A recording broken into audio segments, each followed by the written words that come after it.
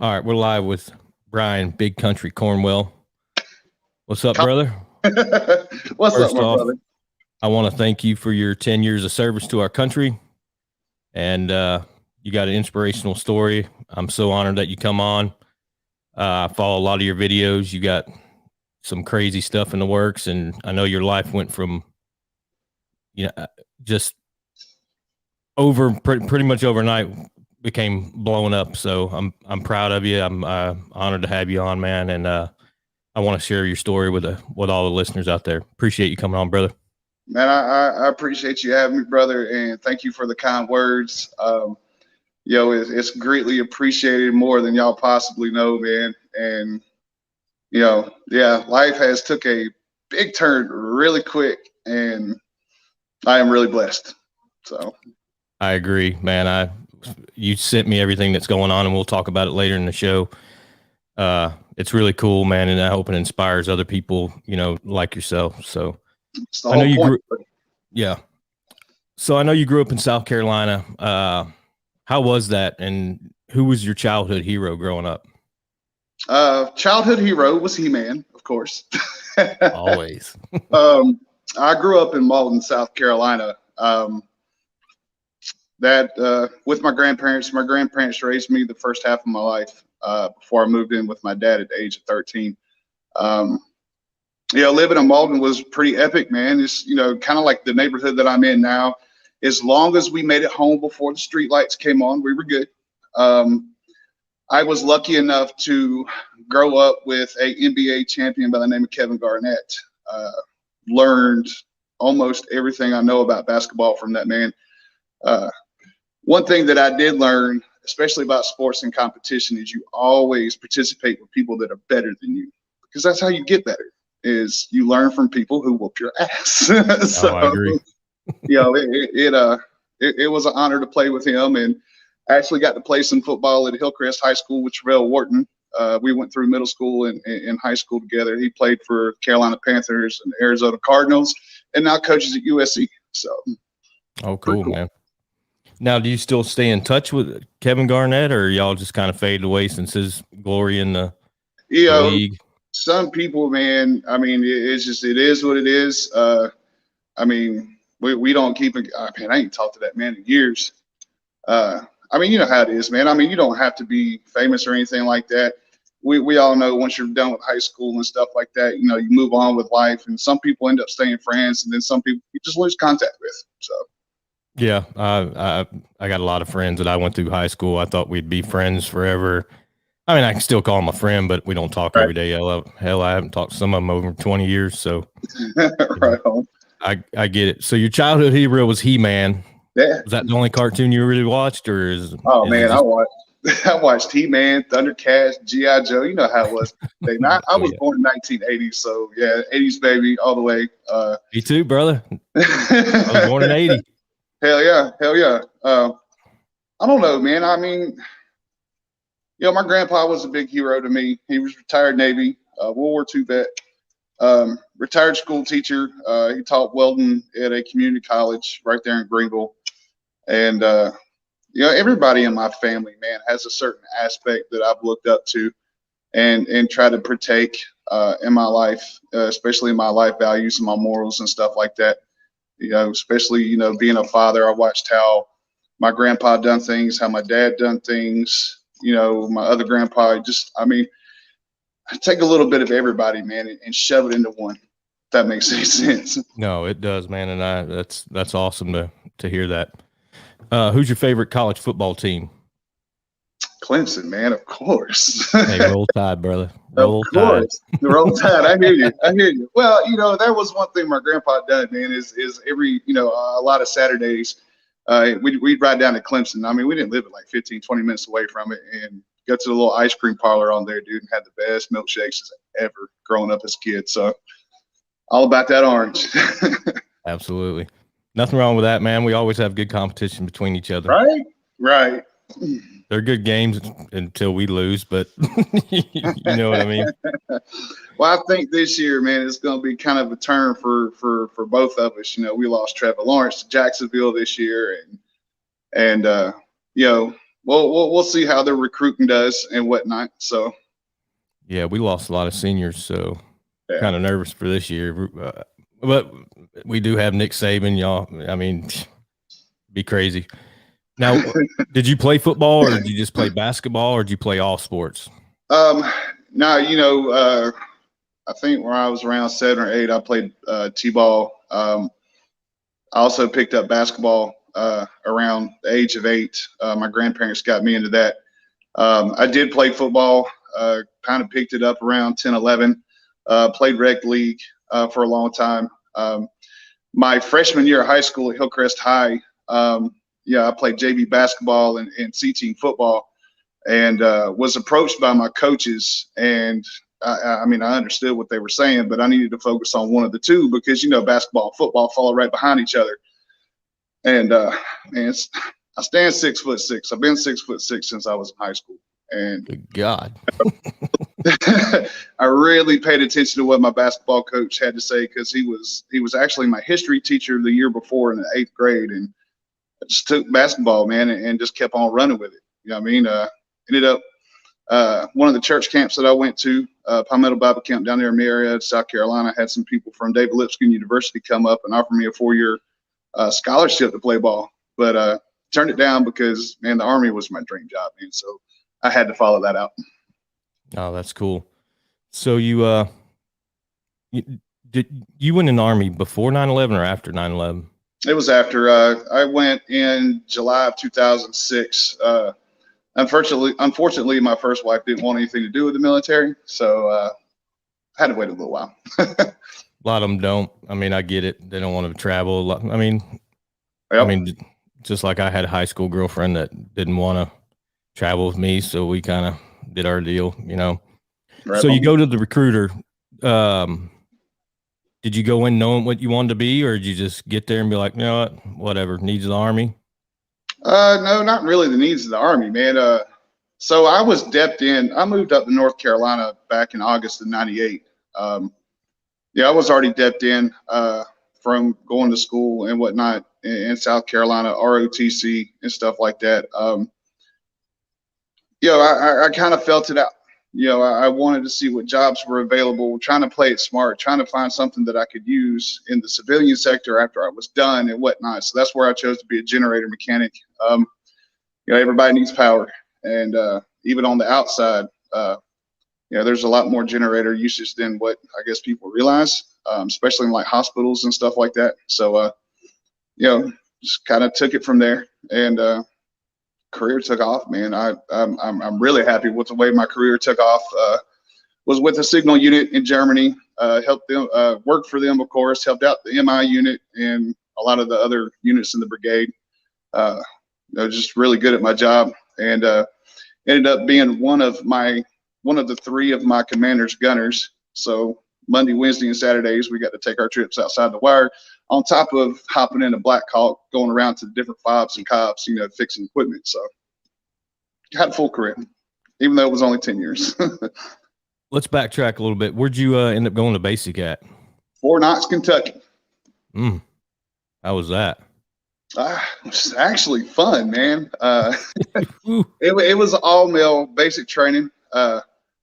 They had a blast. They had a thing called the pit right outside the barracks, and it was blocked off with 4x4s, and it was full of dirt, sand, and wood chips with a fire hydrant right in the corner of it. So whenever they felt like screwing around with us, of course, they'd wet the whole thing down, have us come down at 2 o'clock in the morning, roll around the dirt and mud, and then you had to clean up before PT. So, it was fun. It was fun. Fort Knox was pretty awesome.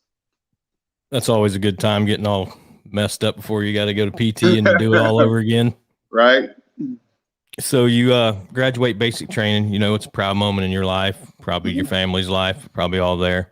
What was the feeling when you graduated? Was a sense of a new accomplishment, or how'd you feel? It was my kid's mom and my kids came out. They brought my grandpa with them. Seeing how he was retired Navy, he was actually the biggest influence on me going into the military, and it was a very proud moment. Unfortunately, my grandpa didn't get to see me graduate. He had he fell and had a small accident, so he was kind of in the hospital while I was one of the honor guards and whatnot. Now my kid's mom and them got to watch me graduate, but he was there. He made the trip, and they was kind enough to let me go to the hospital for like 15-20 minutes just to see him, to say hello and whatnot before they sent me off to Aberdeen Proving Grounds for my AIT. Oh wow, where's that at? Maryland. Damn. Well, it's not there anymore. They moved it down to Fort Lee, Virginia. So, but I think we were like the 10th class left before they canceled out. So there was 9 more classes after us before they moved it down to Fort Lee. Oh wow. So your first duty station was in Germany? No, actually I did a year reserves here in Charlotte first, the whole year of 2007. Just with everything that happened with my kid's mom, just wanted to kind of be home, make sure the kids were okay and whatnot. Before January 2008, that's when I turned around and went active duty and shipped off to Grafenwoehr, Germany. Graf. Yep. Explain that to the listeners. Well, a lot of you guys that ended up overseas, man. I mean, that's where kind of y'all did a part of your NTC at. But for us who actually lived there, it really wasn't bad, man. I mean, we had brand new barracks, brand new PX. It was supposed to have been the biggest PX in Europe. We had a nice little bar outside post called Ez where everybody hung out. I mean, dude, my best friend used to go there. I love that place, man. Okay, so whenever I was in basic training, one of our drill sergeants was like, "Hey, y'all want to learn something extra?" Like, yeah, sure. He goes, "All right, well, he picked me." He goes, "I'm going to chop you in the neck. I'm going to make you pass out." Well, he didn't make me pass out. He just busted a blood vessel in my eye. So I went to the TMC, and the doctor was like, "What do you think we're getting ready to do?" And I was like, "Well, I reckon I'm getting ready to read this eye chart." Now, granted, my draw was a lot deeper back then than what it is now, and this guy just lost his marbles. Like, holy shit, you big country, and that it just carried on from there. So drill sergeants picked it up, ended up actually being stationed in Germany with some people I went to basic with. So, one thing led to another. And, whenever you walk into Ed's, it's kind of like Cheers on TV. You just heard everybody scream big country and everybody else's name that walked through the door. So it was just pretty epic times. So that's how the big country name stuck, huh? Yep, sure was. Cool story, man. And from what you told me, you're trying to get it legally changed, which is pretty cool too. Yeah, actually called Social Security, waiting on them to mail me some documents. Man, that name has just stuck. A lot of people who don't know, my birth name or whatnot, that's what they know me by. And I don't know, man, it just feels right to have it changed. Well, at 6'6", I'm sure it did. You know what I'm saying? That's awesome, brother. So how long was you in Germany? I was in Germany from January 2008. We deployed November 2008 till November 2009.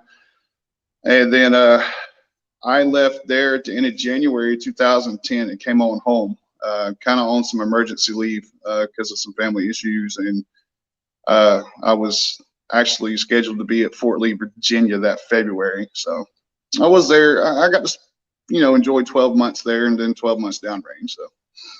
So you get deployed to Iraq. What part of Iraq do you end up going to?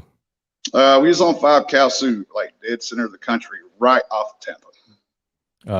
Anything you want to talk about that deployment, or is it? I mean, you don't have to. It's on you, man. I know a lot of guys don't want to talk about it.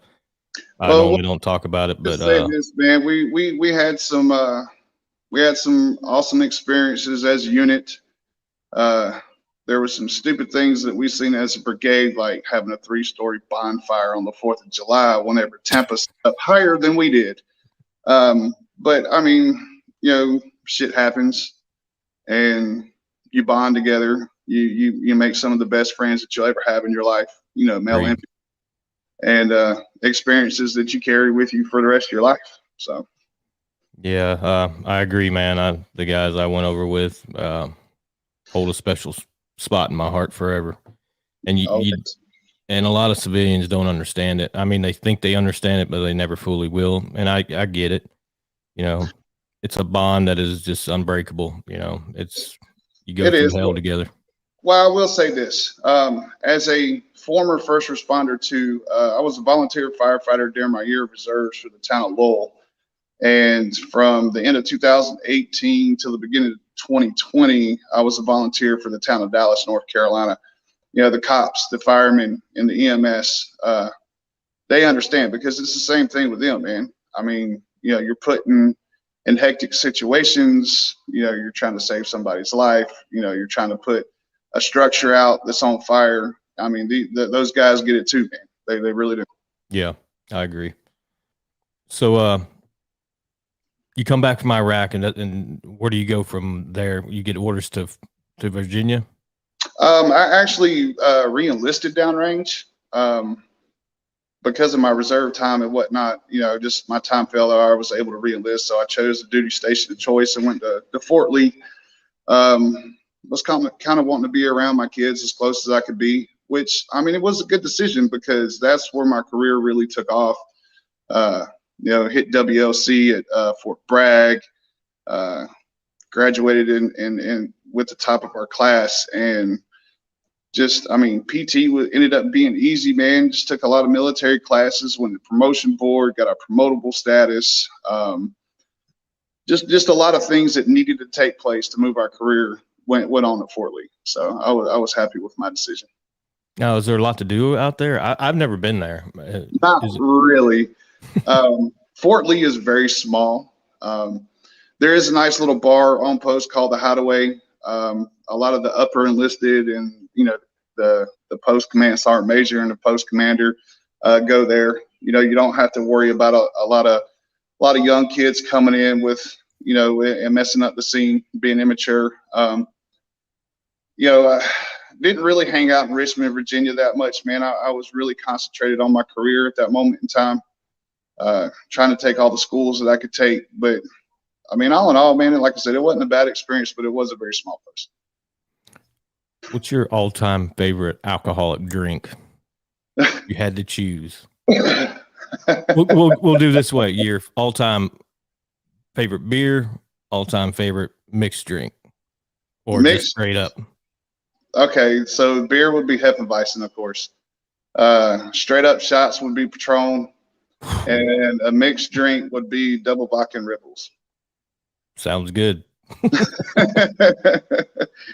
Even though we don't drink, man, ever since my wreck, man, I just lost the knack for it, man. Especially now that I'm in training, I don't dare even think about touching it, man. It's just too many bad calories. Yeah, dude, I hardly drink at all. Like, I had a couple beers at the race. I went to a NASCAR race when they were in Charlotte for the first time in a while, and he was my boss in the military. Right. We had some beers, but you know, I just don't. When you're in the service, man, you drink and drink and drink. It goes hand in hand, and it does. You know, it kind of affected me when I got out, and thank God I don't do it like I used to. I don't think I could live if I did it, man. The hangovers, just don't mess up. Yeah, we're at that age. The hangovers don't really suffice with us. But I mean, I kind of look at it this way too, man. Is our brothers and sisters had our back just in case anything went south, went sideways. You know, somebody passed out on the sidewalk. You know, we were taking their butts home. Yeah, you can't really. And I'm not trying to be negative, but I mean, how many people can you really say, hey, that can happen? Or I trust this group of people enough to where something happens, they're going to take care of it. You know what I mean? It's a different world out here. Dude, this honest to God story. This guy I went to basic with, black guy. His name's Clyde Tony, and God rest his soul. He got murdered in Chicago after deployment. We went to basic together, went to Fort Stewart together, went to Korea together, and then you know, Korea's kind of like Germany. You get just obliviated drunk, and I was gone, and I sat down on the damn what do you call it, a bench, and passed out. And sure enough, here come Tony, picked me up. I guess he threw me over his shoulders, carried me to his room, and I woke up, and I didn't know where the hell I was. And Sure enough, when he heard me wake up, he come in and was like, dude, I saw you passed out on the bench. And if you get caught that way, at Article 15. Yeah. Oh yeah. Oh yeah. Oh yeah. And We go ahead. Sorry. No. Go ahead, man. We had senior NCOs outside the gate. Ed's was like maybe 50 yards from the gate. So we definitely had patrol watching us come back on post, waiting to nitpick, certain people. Hey, you're too inebriated. Yep. Yeah. And, my brother picked me up, carried me to his room, laid me on his little couch deal. And I kind of freaked out. I didn't know where the hell I was. So I know it wasn't in my room, but, like I said, he heard me wake up and he's like, hey brother, I had to bring you to the room, man. I didn't want you to get in trouble. And that's, you can't buy that. You know what I mean? No, you can't. And that's awesome. He done that for you, brother. That's a true brother right there. Absolutely. 100%. So, you came down on orders to go to Fort Riley, correct? Actually, I actually chose to go to Fort Riley. I was, looking to progress on with my career. Like I said, Fort Lee was very small, so there was only so much we could do.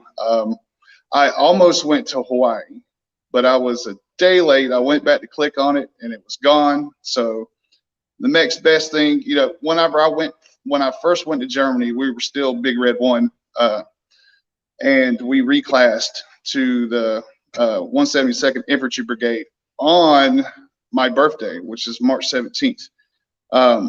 So, being part of the Big Red 1, since I didn't go to Hawaii, I was like, okay, we're going to go to Fort Riley. So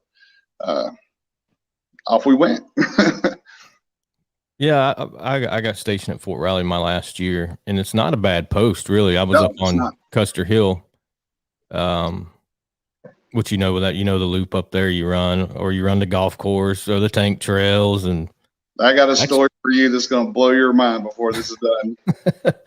It's actually the old down on before you come up to Custer Hill, all the old historic buildings. It's actually a really nice post. I actually enjoyed it. And when I went out, because I'm from the South, I'm from Alabama, and I drove all the way out there, and I'm like, man, this place there's only Junction City, you got Ogden Gate, and then you got Manhattan, and it's like nothing in between. It's like, oh my God. Having to drive 2 hours, 4 hours away just to go do something. Other than that, it was Walmart or the barbecue place or whatever. Walmart in Junction City or the bar. Yep.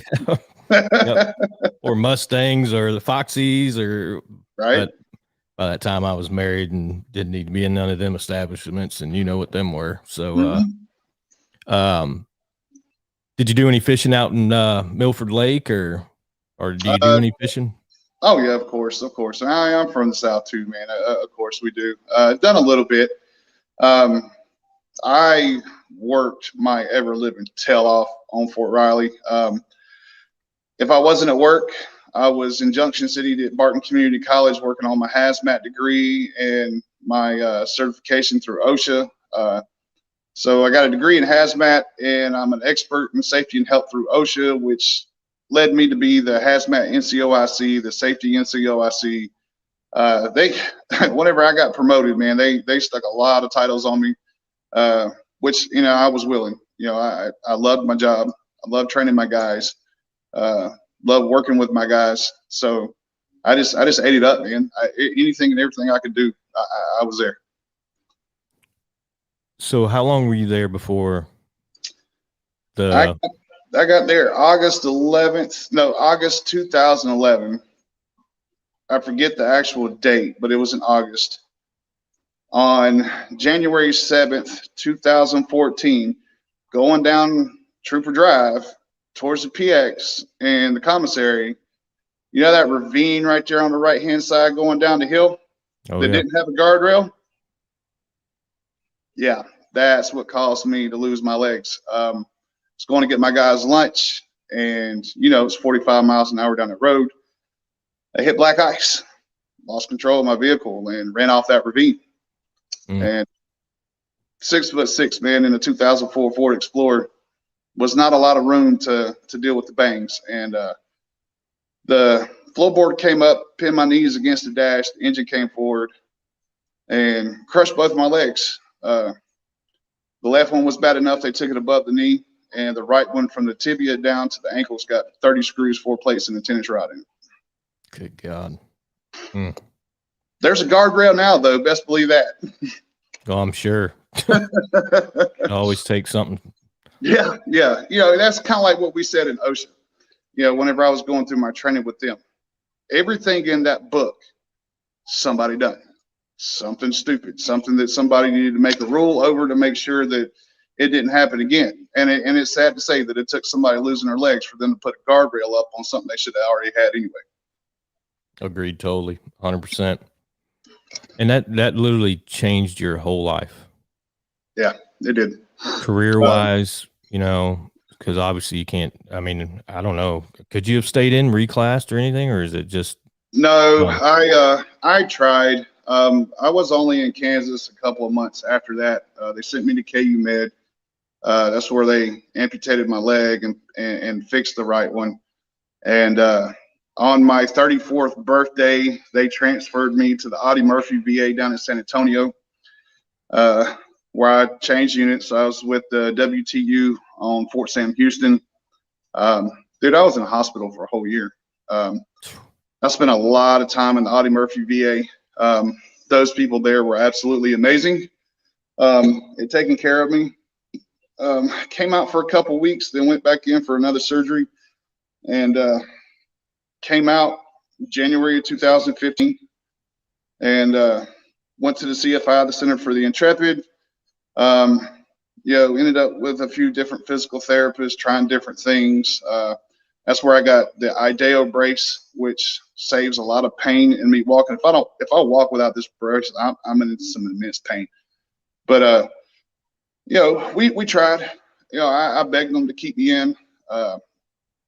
Try to get them to make me in like a 92 Alpha or something like that, a paper pusher, man, to where I told them, give me the paperwork that nobody wants to do. I'll be more than glad to do it. And they're like, well, how are you going to do PT? Roll my ass inside the gym. I mean, where there's a will, there's a way. But, you know, just as well as I do, brother, if you're not deployable, they ain't keeping you. So it's a damn shame, you know. Yep. They ended up medically retiring me October 27th, 2015. So after they retired you, I know you didn't want to get out. Did that set you in a kind of the depression? And, you know, like had to be a whirlwind of emotions. And, you know, I don't know what that's like. You want to tell the viewers what went through your mind and everything? Man, I came home 400 pounds. Doctors telling me that I would never walk unassisted again. My current wife was messing around on me, already cheating. She ended up being physically abusive, actually. After she left, man, I still had to have other people's help just to live a normal day. You know, I couldn't just walk into the kitchen like I can now and fix something to eat. You know, I had to do everything that I could, man, to adapt to life. You know, tried different things, had a tattoo therapy program, ran a little podcast on my own, Dangerous Grounds Network there for a while. Lost some weight, you know, just because I'm out of a hospital bed. The last time I weighed myself not the last time, but December, whenever I started getting back in the gym again, yeah, I weighed at 350 pounds, man. I was just fat, and, you know, I was really depressed. I had a lot of people coming in and out of my life, you know, just like a lot of other people have they have certain things that they want to accomplish around you, and after it's done, they haul ass. It's unfortunate, but not everybody has been that way. Man, it's not a proud moment, but I attempted suicide at one point in time. Stuck a 9 in my mouth, pulled the trigger, nothing happened. It was loaded, had one in the chamber, safety was off. That was a miracle. And never tried it again. I have been in depression since then. I mean, everybody from the military at some point in time, man, we end up in those depressions. But you know, you surround yourself with the people who truly care about you, your family, your kids. You know, the girlfriend that I have right now is beyond anything I could ever ask for. She is immaculate in every single way. Very supportive, you know, always letting me know how proud she is of me, and just, I mean, there's things that each person needs to hear, you know, on both sides of a relationship. But to be honest with you, man, it took this past October is when I finally just came out of it all. You know, I was like, you know what, I'm gonna walk again. I put down my crutches. I started walking around the house. Surprised my son on his birthday that I was walking without crutches finally. You know, got back in the gym, started working out. I've lost 80 pounds since December. That was a beast in the Army, man. I was really strong, really big. I'm actually bigger than what I used to be in the Army now. Leaving out this August to go to New York City to compete in the National Wheelchair Games. We'll be doing that again next year, along with the DoD Warrior Games, in training for the 2024 Paralympics in France. We have filled out initial paperwork with the Paralympic Committee, so that way they can classify us in different classifications that they need to for competition. Still have to try out, but there's certain things that they have to do to make sure it's fair for everybody.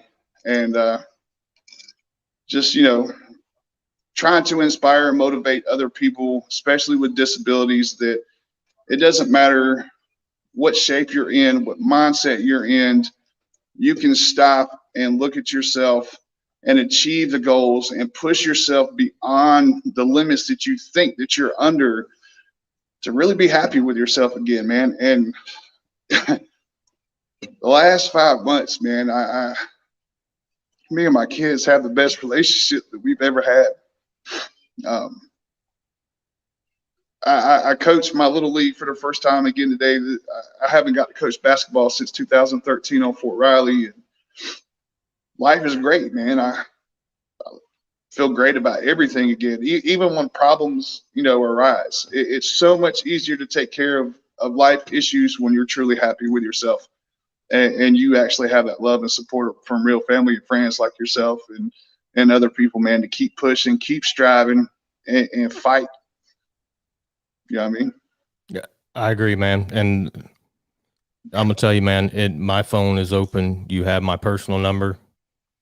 My phone is open 24/7, brother. If you ever need me, I don't care if it's 2, 3, 4, 5 in the morning, you pick up that phone and call me at any moment.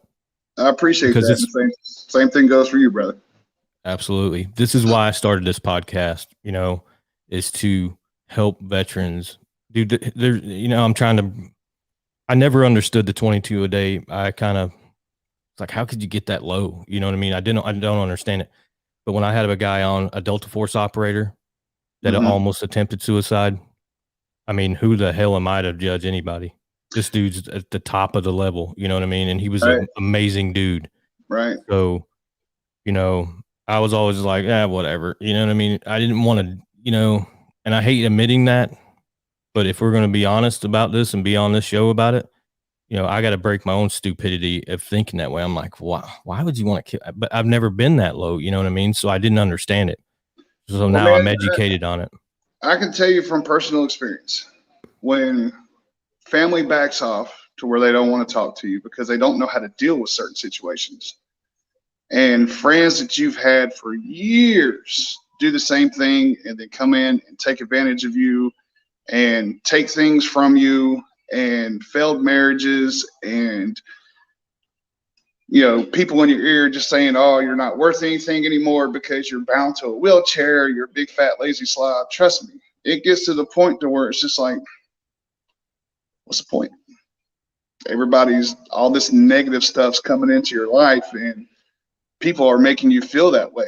So, I mean, just because it's happened to me, you get that low, man, and it's that option seems like the best way out. Yeah. But there are things to bring people out of that. You know, I am lucky. I'm glad that firearm didn't go off, man, or I wouldn't be standing here right now.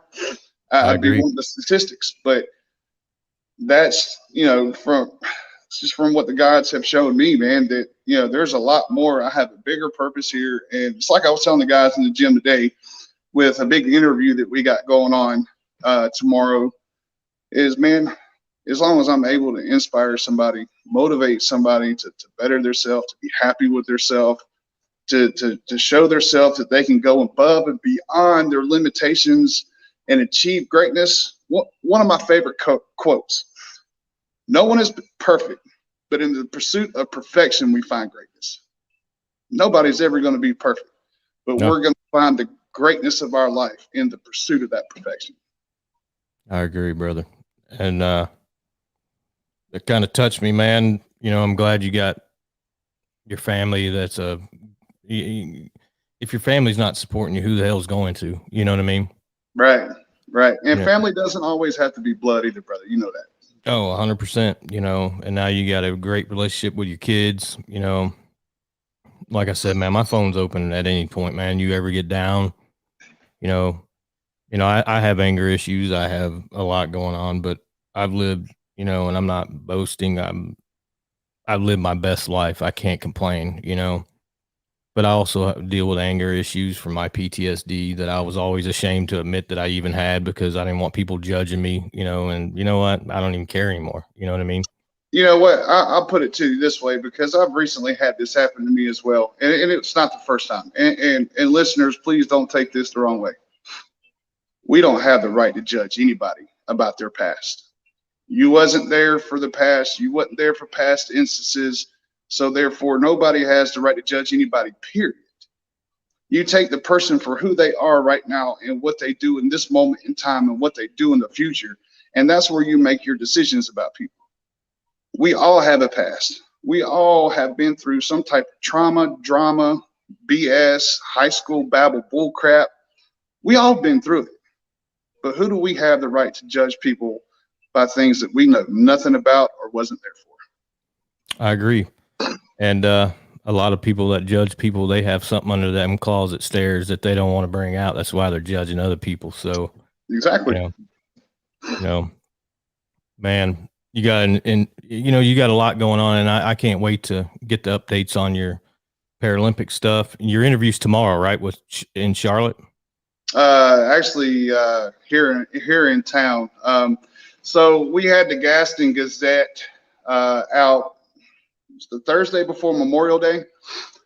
So Planet Fitness is my sponsor when it comes to my gym stuff and stuff like that. Planet Fitness has been a really big help in what I'm doing. The staff there has been immaculate at helping and teaching certain things. My trainer Meredith is just absolutely wonderful to work with. So corporate reached out to a few channels, and Spectrum News came out and done an interview, which I'm pretty sure everybody has seen or somewhat seen by now.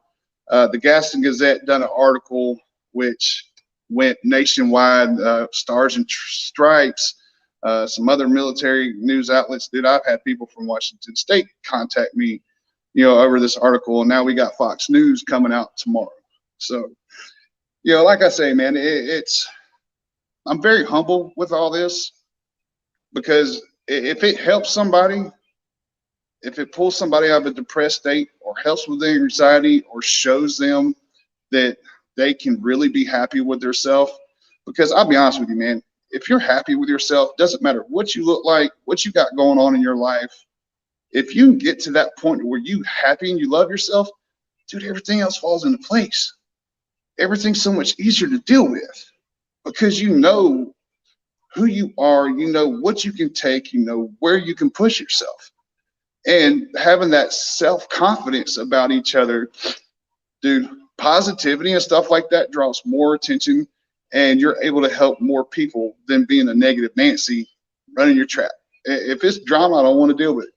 If it's something positive, I'm all about it. Let's go. I agree, man.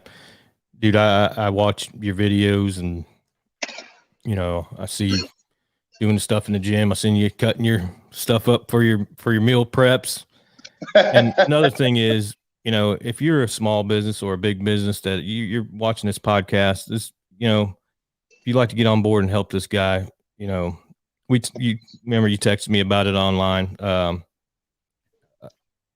Anything to help this gentleman out. If it's $20, you know, anything, you know, he needs it, and willing to fight for him. And, you know, he's got an amazing story. He's been through hell and back, you know, and he's bounced back his life. He should be an inspiration to everybody. And, you know, you damn inspire me, man. And, you know, I'm just humbled that you was like, yeah, I'll come on. Yeah. I appreciate that, man. More than you know, from the bottom of my heart. We just got our website up yesterday, teambigcountrysports.org. You know, check it out. There's just a little bit there, background stories, some pictures and stuff. Man, we got so much more coming on. I get to coach my little league today. I'm coaching 9 and 10-year-old boys basketball. Super pumped about that, man. Basketball is such a passion. You know, big shout outs to the Rolling Hornets. Part of the NWBA here in Charlotte. Going to start playing with those guys in September. They're actually going to the finals this month in Wichita. So hoping they win, so that way we can join the national championship team and start practicing with them this coming September. Man, you know, everything that I do, there's a reason behind it. You know, especially, okay, so word to the wise, I guess, on weightlifting and stuff like that, the whole meal prepping thing. You know, you are what you eat. You can't go eat dirty all the time and expect good things to happen. You have to have that discipline, just like you do in your job or your school or how you're raising your kids. You got to have that discipline for yourself, man, to make a change in your body. And trust me, I've done this more than once in my life. It feels so much better to be at this point in life than it is, you know, getting heavy breathed just by getting up off the couch. You know, feels great being able to go work out a couple hours a day and play basketball, hang out with the kids, go do certain things and not get tired until the end of the day and just knock out. So it's fun. I do meal preps too. You feel a lot better from eating cleaner too, don't you? Yeah, man. I've meal prepped for the next 3 days, man. Chicken, vegetables. But, you know, a lot of people think, oh, eating healthy just doesn't taste that great. Yeah, it does. You can make it taste good. You got to learn. Do your research, you know. See what's out there. You don't have to eat plain Jane, like plain chicken breasts and plain vegetables and stuff. Like, there's plenty of stuff out there to make that stuff taste good. There is. And, you know, I use a lot of avocado oil, which is really good.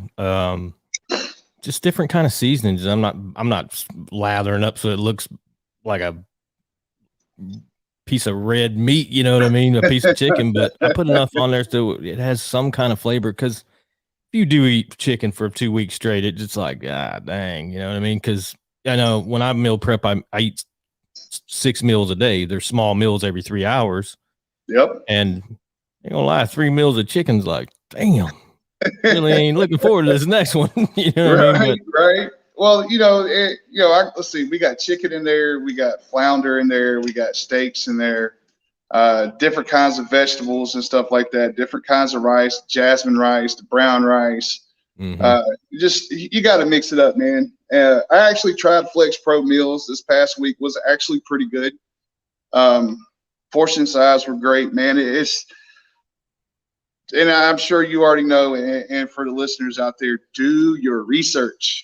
Do your research. Don't just go jumping into taking different supplements and changing things up. Take your time, slowly get into it, so that way your body's not in complete shock. You know, creatine, pre-workouts, vitamins, fat burners. Dude, there's just so much out there. You have to do your research so that way you don't screw something up and possibly hurt yourself even more. I agree, brother. You know, it's you really do have to, I was lucky enough to I go to this nutrition shop. He owns it. He was an ex-bodybuilder, massive guy. Nice. But he's like 5'2", but he's massive. It's crazy how big this dude is. I'm sure he got a little, you know, whatever. Right. It's his deal, not mine. But he's the one who taught me to meal prep, and how to go about it. And, he gave me a whole packet on it, and dude, the shit works, honestly. Well, I mean, you're going to eat that many times a day, man. Honestly, how many times do you really have that much time during the day to cook 6 times a day? No, you got to meal prep. Exactly. I mean, I wake up, I drink a protein shake an hour before I go work out. And then by the time I get home, I'm eating 6 eggs, cottage cheese, fruits. A couple hours later, it's another shake. A couple hours later, it's chicken and vegetables and rice. I mean, meal prep's important, man. Nobody has that much time in the day to sit there and just say, hey, I'm going to go in here and cook a meal. You got other things to do, man. Got life to live.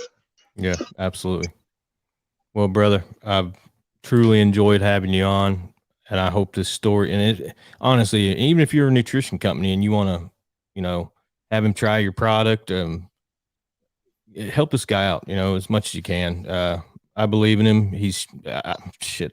I'm going to link a lot of your stuff in my deal. So if whoever's watching it can go to the link and see what's going on and know everything that's going on in your life, man. You got some cool shit going on, and I hope everybody jumps on board, helps you out. And, man, you got an inspirational story. And this is why I started this podcast, to help guys like you. Everybody that comes on, everybody has a story. Everybody has a unique story. Everybody's stories, some are better, some are way bizarre, and that's fine. That is fine. It's all about telling your story of what you went through. And if it helps other people not go down that road or inspire them to take a different road, that's what this is about, man. And dude, the first time I saw your story going on, I'm like, I got to get this guy on. And you've been so awesome to interview. And, I'm honored that you came on, brother, honestly.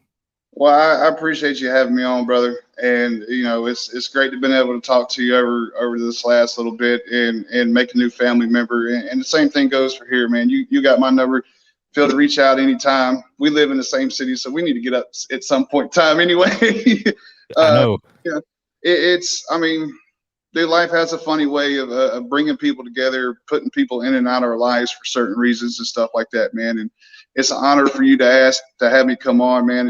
It's been great. And, hopefully this has motivated and inspired some people to do some great things for themselves and whatnot. And if y'all won't go to Team Big Country on Facebook, you can send me messages through there. If you got any questions about, lifting weights or health tips or coaching or whatever the case may be, if I can help in any kind of way, just, feel free to hit us up. Once again, thank you so much, man. It's such a great honor to be on your show, and be blessed, everybody. Yes, sir. Yeah. Hit him up on Facebook. If you want to contribute to him, message him. He gets back pretty quick. Every time I send him a message, it's blink right through. So, we keep those notifications on. Yeah. Yeah. Hold tight for a minute. I'm going to talk to you offline for a second. Roger Again, that. Big Country, I appreciate you coming on. I hope the viewers truly enjoy watching this podcast and you get something out of it, because this guy's life changed in a heartbeat. So, Cool. And it's all willpower.